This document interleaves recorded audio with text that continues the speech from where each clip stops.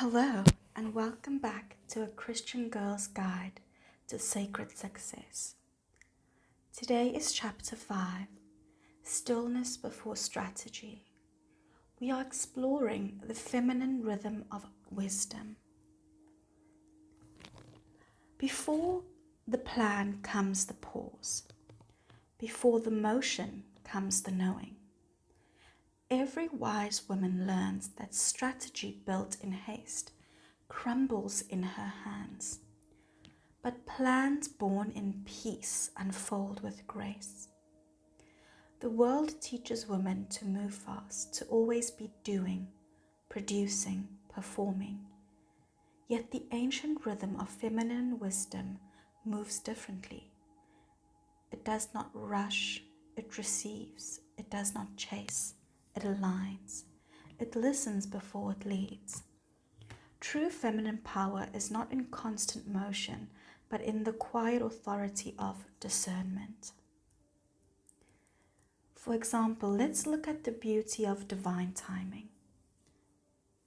To everything there is a season, a time for every purpose under heaven. The wise woman understands that waiting is not weakness. It is womb space. It is the sacred gestation between revelation and manifestation. Mary waited before she conceived the promise. Deborah waited until the Lord said, "Now arise." Esther waited in silence for her appointed moment, and when it came, nations shifted. Stillness is the art of staying in rhythm with heaven's heartbeat.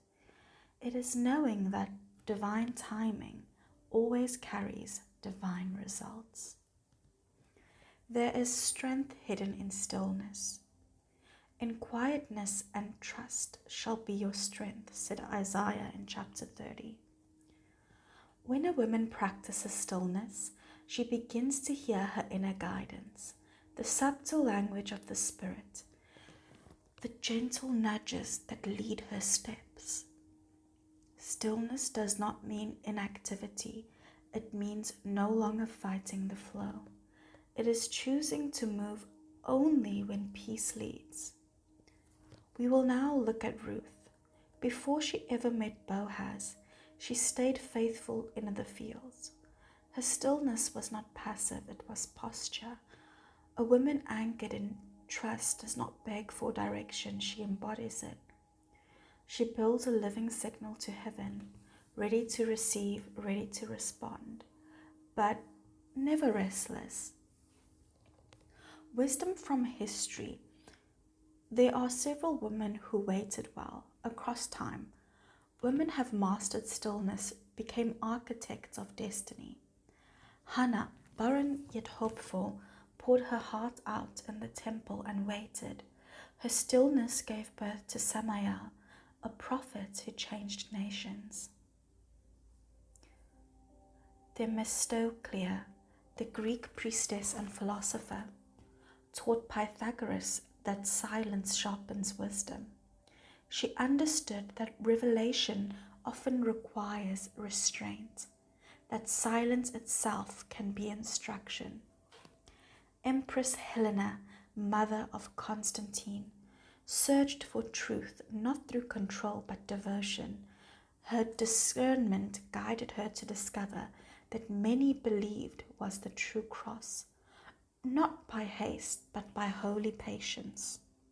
From Israel to ancient Greece to Rome's golden halls, history bows to the women who knew when to move and when to wait. The reason I'm touching on this topic is because once we master the art of stillness, stillness becomes our strategy. Stillness is not a pause from progress. It is the pulse behind divine success. In business, creativity, and relationships, rushing leads to misalignment. The woman who pauses to pray, who sits in silence before speaking, often ends up miles ahead of the one who hustles without listening. Stillness gives strategy its spirit. It refines ideas. removes ego, and restores clarity.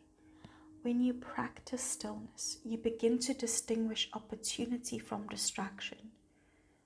You recognize timing as a spiritual currency, and you learn that not every door is meant to be knocked on. Some open when you stand still. The feminine soul moves in seasons. There is a time to seed, a time to tend, a time to rest, and a time to reap. When a woman learns her rhythm, she becomes unstoppable, not by force, but by flow. Wisdom is not loud. It is the gentle whisper that says, "Wait, this is not your moment." Or sometimes, "Move now, the way is clear." Discernment grows in the soil of stillness, and from discernment, truth strategy is born. Before your next big decision, this could be a partnership, a move, a dream, pause.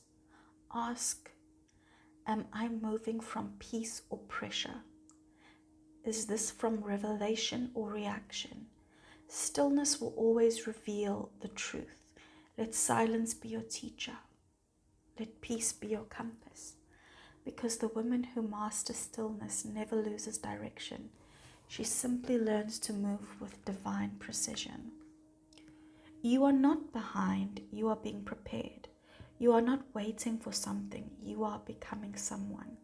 When your stillness matures into strategy, you realize the waiting was never empty, it was everything. A large part of learning emotional control is learning to be still. In the moments when we are unsure of how we feel or how to react, or there is a level of uncertainty, stillness becomes your strategy to recoup, rethink, and also to learn more about where this information is coming from. So take your time, ladies, and have a blessed evening.